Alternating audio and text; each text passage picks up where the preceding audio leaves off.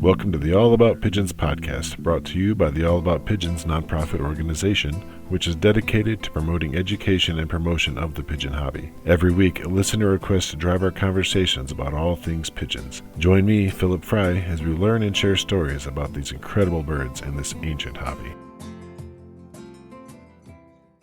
Today we're going to be talking with Tom and Tyler Pantley from Champions United One Loft Race. That's a father and son One Loft Race out of Brooksville, Florida.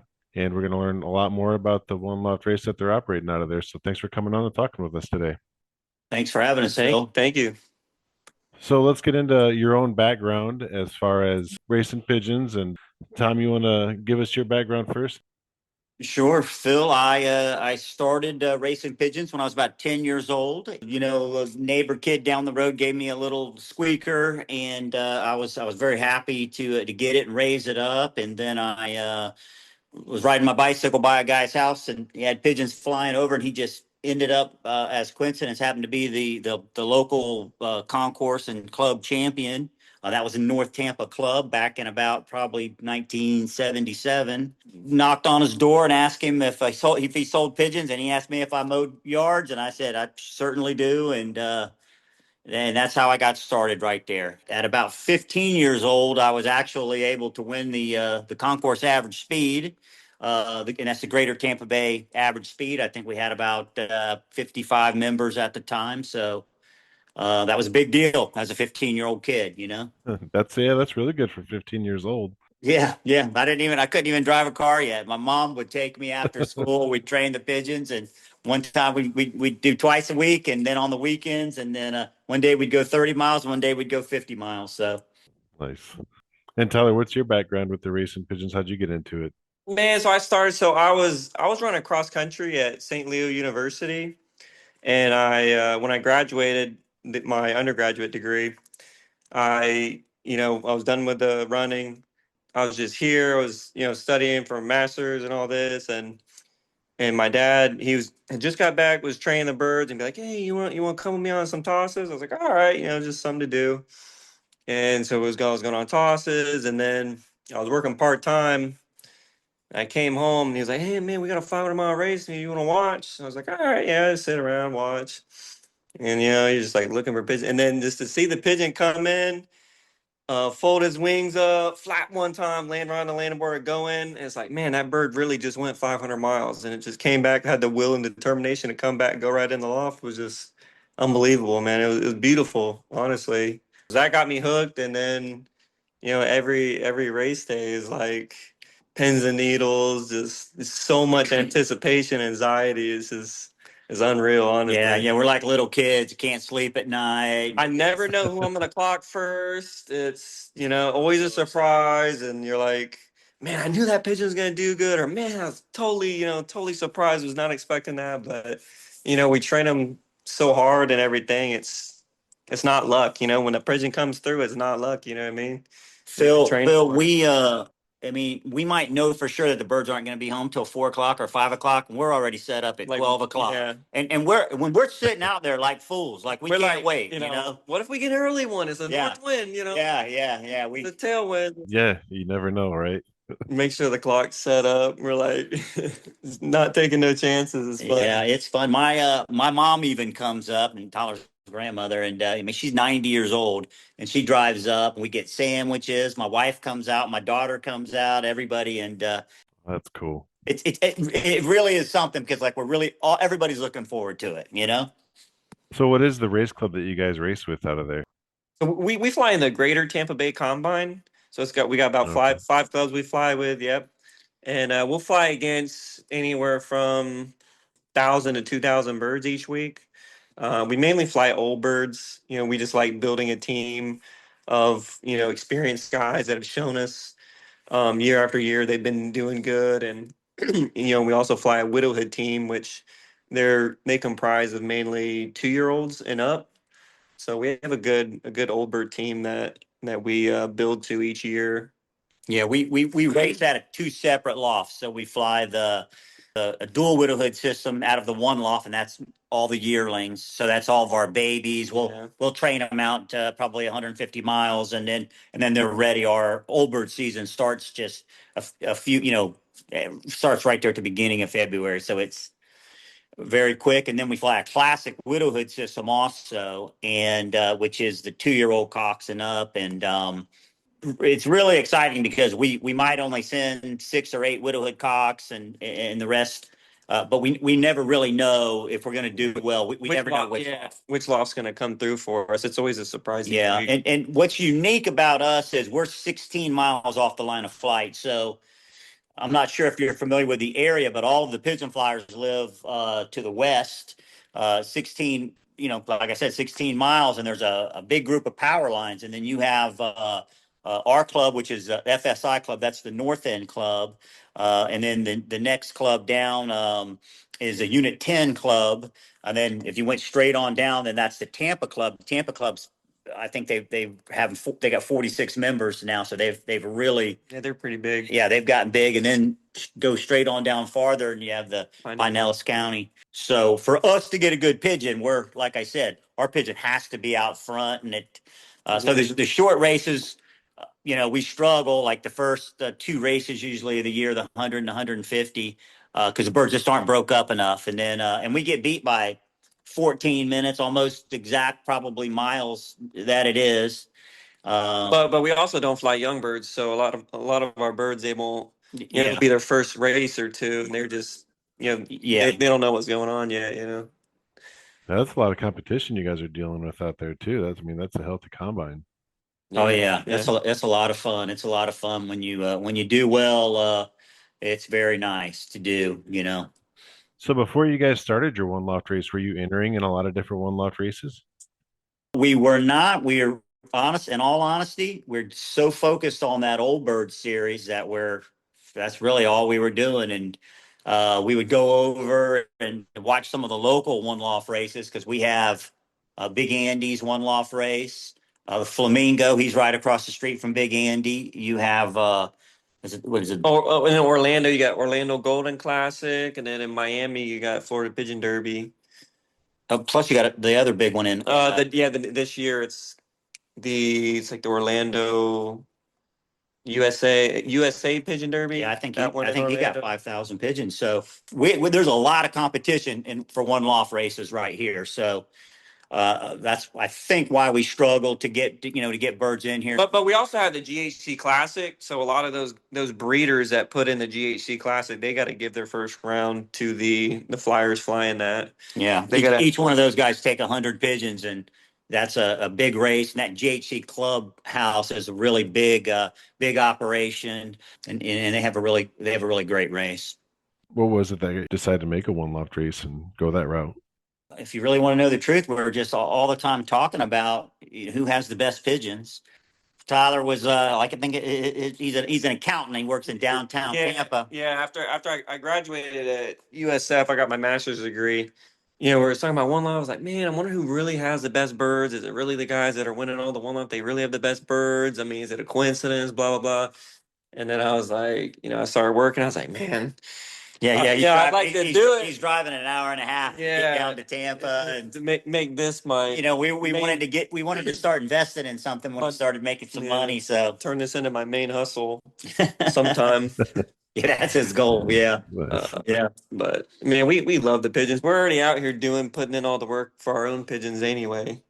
So can you walk us through what the processing is like when birds start first arriving to your guys' One Loft race? Well, sure. So we bring the birds in. If they've been shipped, we don't generally inoculate them right away because they're kind of beat up. Some of them have been stressed out, in a crate for a couple of days. Yeah, haven't eaten. So in that situation, we just set them aside. We've got vitamins in the water. We'll wait a day or two till they look pretty good. But we start off and we inoculate them with the PMV Rota vaccine, which is probably what most people do. 2 weeks later, we give them another inoculation with the PMV herpes vaccine. So we should be pretty well covered in all the aspects of it. I treat the birds every 21 days for canker for just 2 days.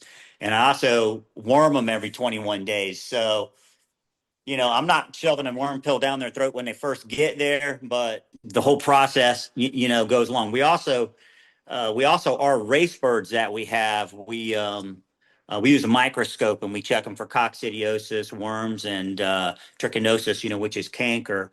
I'm able to take a look at the babies when they come in if we think anything's going on. But I'll be honest with you, we really haven't had any issues. We also clip the flights on them after a couple of days. We don't do it right away because we're trying not to stress them out, but we clip the flights on them.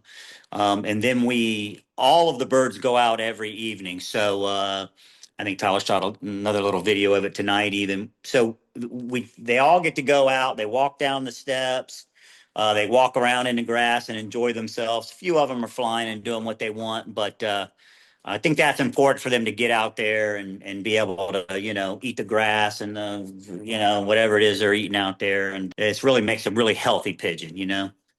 Yeah, I mean that's difficult. You're getting young birds. You have to do so much with them in such a short period of time. So yeah, you have to have that very scheduled, regimented breakdown of things that are going on with the birds. Yeah, well, so we clip the flights on them. Actually, right now we're waiting for the eighth flights to grow in on everybody. Once we pulled them, and then we're going to do 9 and 10 at the same time, but we're just going to wait another couple of weeks. It's funny, the way we laid it out. We took birds from February to June 30th, pretty much, but hardly nobody at all sent birds at the beginning, and then I mean the last week alone. I think we got 27 pigeons in we just 2 or 3 days. we got a good chunk of ours just the last week. Yeah. We in our minds we're like, hey, if people are gonna be putting a bunch of early birds in, that's great. We can get them. We can already start trying to train them. That way, if we got to lose a couple of them, we can give people adequate amount of time to get us some replacements.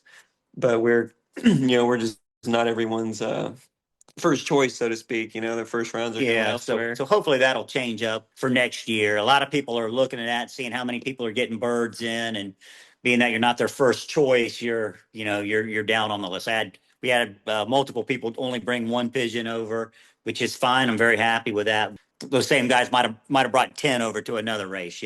So I guess new kids on the block sort of thing, and you're getting you guys established. You guys are doing a great job with your Facebook, and you guys got good transparency. I think that's a big part of it with these one loft races is people just want to know who they're sending their birds to.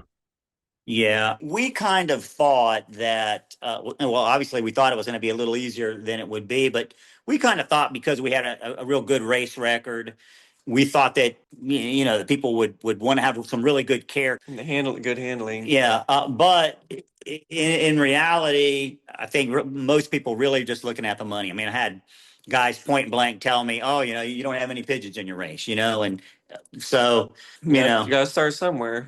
Yeah, that's part of it too. Yeah, I can see that. Sure. So we'll have a great race this year, especially because I think we've got 107 pigeons in there. Yeah, about 108 or And we'll have a great race because I'll actually be able to individually train those pigeons. I'll be able to single toss those pigeons and do all kind of things with those pigeons. If I'm going to try to work it out so that we can separate the hens and the cocks, before the big races, because right now we have cocks driving hens. The hens are laying eggs on the ground. I mean, there's so many little things that's not making it even for everybody, and that's really just what we want. We just want to have it even for everybody, and we do have some really great fanciers that have entered the race. Some pretty big time champions, and we've been trying to put a shout out to each one of them. Yeah, that's right. You guys have had some big names in racing that have entered into the one loft with you guys. Yeah, we just recently had David Clausing join. That was really nice. He's been texting us, and he's really a really down to earth, really genuine, nice guy. And very respectful. He's very humble. I mean, he's an absolute legend in the sport. I mean, I don't think anyone's accomplished more than what he's accomplished with his success in one-off races. Absolutely unbelievable. yeah, him and Tyler hit it off well because Tyler's comes from a motocross racing background, and so did David, and so they got a lot in common. We know some of the same people, and it's pretty funny what a small world it is. So can you explain a little bit about distance races, your releases, and what your terrain and weather is typically like out of there? Typically, we have what we're shooting for is, a few of the big races are still collecting pigeons, but we don't want to have a late hatch race. So we're trying to have a race where we can take advantage of the cooler weather in the winter. It's nicer for people to come watch the race. It's nice for the birds. Yeah, the birds fly easy in the cooler Birds weather. are very healthy. Yeah. And so when you have these races and the temperatures are mid 80s, you got to remember then it's humid. For that to be the case in Florida, you also are dealing with south winds, which is a nose wind, headwind at that point. Those are very difficult races. And I'm not saying we're just wanting to have easy races. I'm just saying for us to really put a good race on, everybody's birds need to have a pretty fair shot. So that's why we're hoping to start training in October. Have our first 3 races or 4 races in December, and then have our main race in January. Because we're just trying to we're trying to think everything out as well as it can be. I've had guys point out to me that it's not fair if you have a race every single week. Then the birds that are coming late, some of these places will hold the birds over another week, so it's giving them a chance to catch up. But the guys are like, hey, that's not fair because my bird, came on the first day. My bird, is more recuperated. It should be beating those slower pigeons. So we're just trying to think everything out. If we need to have if we're going to say we're going to have our races every 2 weeks, then that's what we'll do. We just have to try to be as good about it as we can, so that there's no tricks and surprises going on. What are the dates for entering your birds, and what are the perch fees and activation fees? This first year is $100 perch fee, $350 activation fee. This next year coming up, we're actually going to waive the perch fee up front. So it'll be $500 due after the activation race, and $350 will go to the prize money. Oh, okay. Yeah, which is really good it really helps the breeder out. If I lost the pigeon, the breeder's not out anything because he didn't have to give me perch fee up front. We're doing that to try to build up now, but the tough part of that is you have no capital to work with that. Everything's out of pocket for us. Yeah. Up on the front end. Yeah. But we have to we got to scale this, try to get this scaled, and if we need to, we can go back how it was before. A couple of years from now, if we build up pretty well, then we can go back to doing the perch free up front, which that's really a nicer way for the fancier to do it, for the One Loft guy to do it. One of the things I saw on your website, Tyler had a really cool video on there about how to participate in a one loft race, even if you don't have birds. I thought that was a brilliant way of including everybody into the game there. Can you talk a little bit about that you have going on there, Tyler? Yeah, I'm just trying to, anybody, if, instead of doing their scratch off lotto tickets, if they want to get involved, they can get involved. We got a lot of great breeders over here in the area. Know a lot of these guys that we race against pretty well and what their birds are capable of. And, if someone was interested, we can make that link up and, and get them in. Yeah, if someone wanted to do that, then yeah, the breeder would get a slice of the prize money, and I think it would be mutually beneficial to both parties. Because the person that, they probably don't want to keep the bird anyway if they, They don't have birds. Yeah. they don't have birds, Hey, Phil, one thing that I noticed with some of the very top breeders that have put birds in, and I'm just going to point this out because if any of your guys are interested, just some things that they have done that's been a little bit different is they all inoculate their pigeons early. So by the time we get the bird, some of them have done both inoculations already, but they're at least 2 weeks into that inoculation. So if they sent that bird over and you had young bird sickness, that bird would already be inoculated. Something else is the birds are older. I mean, we have a couple of guys we got 3 guys in this race that have won One Loft races. Clausing winning over $1 million in the South African race. Yeah. And so these birds, they're sent over a little bit older. Some of them are on their second flight already. They're have already been inoculated. Some of them have already been poxed, which I got mixed feelings about that. We've already poxed everybody, so I'm not that worried about it. But they've really covered all the bases. And when they send that pigeon, that's a mature. It's pretty much a mature pigeon. Take that versus a guy that's sending a 4-week-old pigeon. I mean, I've actually had to go out there and hand feed for a whole week a few of the guys' Oh, pigeons that wow. have came in. Yeah, I mean, I can do it now, but if you had 5,000 pigeons in there, you probably couldn't pull that off. That's such a wide range of age. Yeah, it really is, and something else too that this is Florida, so we have hawk attacks all the time. The top guy, I'm just saying because everybody's got a different opinion, but the top guys pretty much sent pigeons that didn't have any white flights in them on them. They sent regular colors, blue bars, blue checkers for the most part. And then there's, you have the controversy where I mean, do you want to send a little hen or do you want to send a cockbird? Well, so just remember this: if you send a hen, she's most likely going to be either laying eggs or getting driven during the race. If you send a cockbird, he's going to be doing the driving. So, yeah, there's a bunch to think about in that. Yeah, there's a lot of different strategies you can go. You can go either Yeah, way. but I definitely would go with a little bit older, and I would try to leave the pigeons with the white flights at home. That's just for us. If we go out there and look at our young birds already from this year, very few white flights in that group already. And that's pretty general one loft right there. I mean, you don't want your bird to be the fodder or, be the target. Yep, yep. We actually raised a few of our own birds, put them in there at the very beginning so that we could, resettle them and kind of use them as a decoy. One of them, the very first time we let him out, within 15 seconds, a hawk got one of them, and it was a white flight, but white Yeah. flight on both Yeah, sides. it was a double white flight. Yeah, yeah. Hawk got it. And, yeah, But yeah, it's just easier to get the birds settled. They'll go on the first toss and kind of help. yeah, yeah. That's what we're gonna do with them. Yeah, We had about 20 of them in there. I think there's 16 left now, and that's what we're gonna do. That we're gonna take them on the first couple of tosses by themselves, and then we'll add the rest of the one loft birds into them. And I know that sounds like a baby way to do it, but we're trying to not lose anybody's pigeons. So. Yeah, I mean, that's a big part of it too with one loft races too, is trying to keep the losses down. Yep. Well, I can see it. It's the whole thing. Like I said, we've been letting them go in the afternoon every day. And, I mean, they really enjoy themselves. It's amazing though, because I blow a whistle every time I go in there and feed them. And it's amazing when I open it up and blow that whistle, those birds run in there. There's food in there already from the morning. Those birds run in there so fast. It's a real safety thing.